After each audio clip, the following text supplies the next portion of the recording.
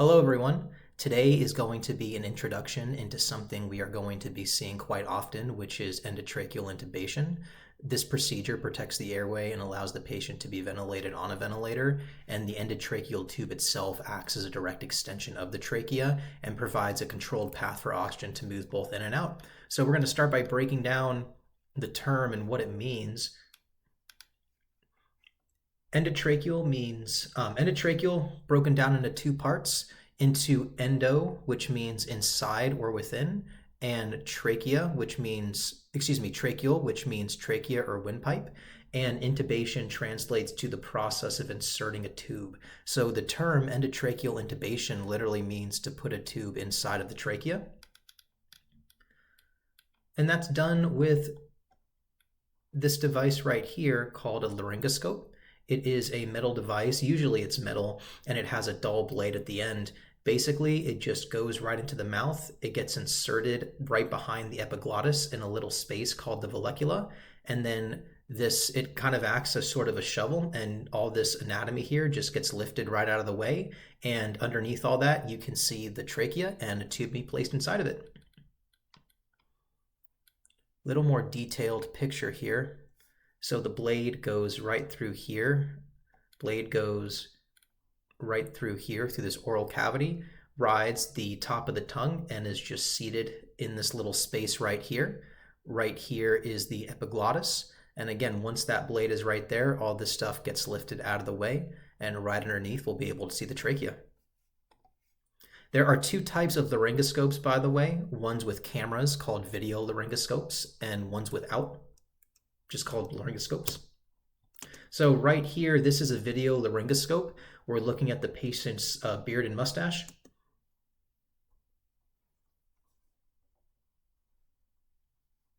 The blade is riding the top of the tongue, got some thrush in the airway there. Right here is the epiglottis.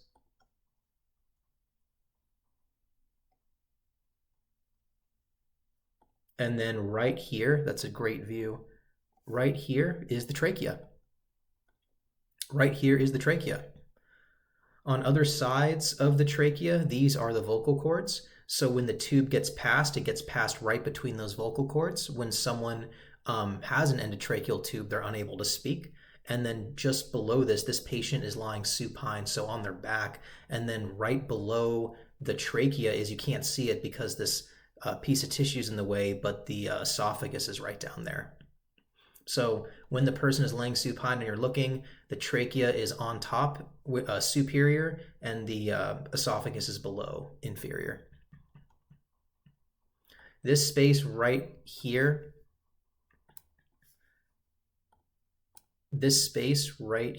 is the vallecula. And here comes that plastic tube.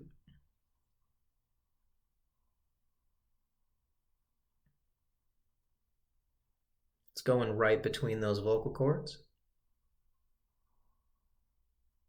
And it's being pushed down just far enough so that when it is hooked up to a ventilator, it's not going to slip out easy. And that's all there is to it.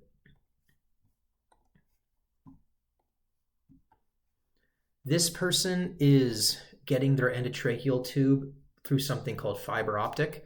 There is a few reasons why someone would want to have an endotracheal tube placed in while they're still awake instead of under anesthesia. And so with this device, it goes into the nose. With this device, it inserts up here into the nose, and then it goes back into the nasal cavity all the way in the back of the throat, and then all the way down here until you can see the vocal cords.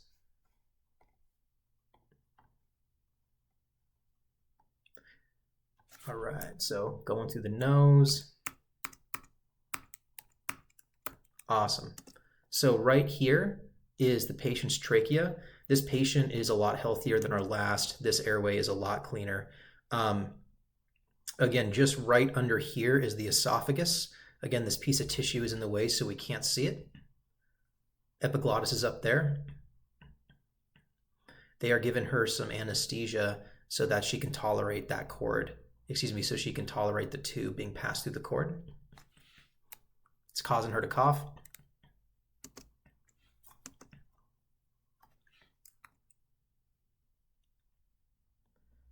And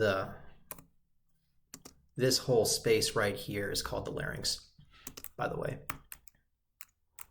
All right, so that little camera is going down in between those vocal cords and into the trachea.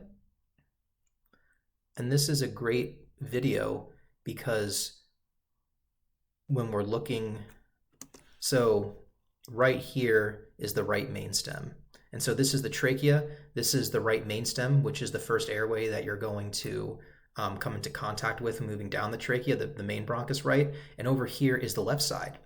And we can really see how much more in line with the trachea the right side is with the left. So usually when someone chokes on something right, it ends up on the right side because it's like 90 degrees right here in this video.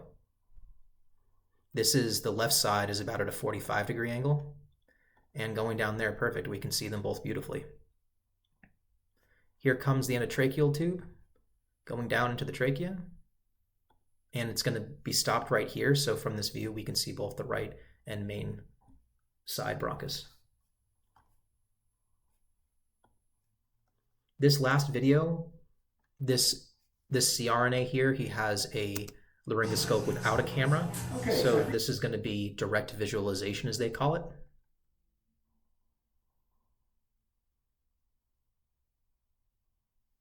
This is the laryngoscope right here. It's got that metal handle. It's got that metal blade. My fingers in the corner of the jaw, scissoring motion. That way we get a good sublux. See how her jaw opens up quite nicely there? I'm going to drop the blade down gently. You see my fingers? I'm not even using any, kind of pulling motion. I'm going this way towards the left foot and toe. So right there, this is not something that you need to do with the one that has the camera because it's easier to see. But with this one, he's pulling that neck up and it was right there. And as he pulls that neck up using this device right there, that's what's going to expose the airway. And there it is, right there. Foot and toes, and I'll show you what I'm looking at. You see that? This little hole right here, this little black hole, is the trachea.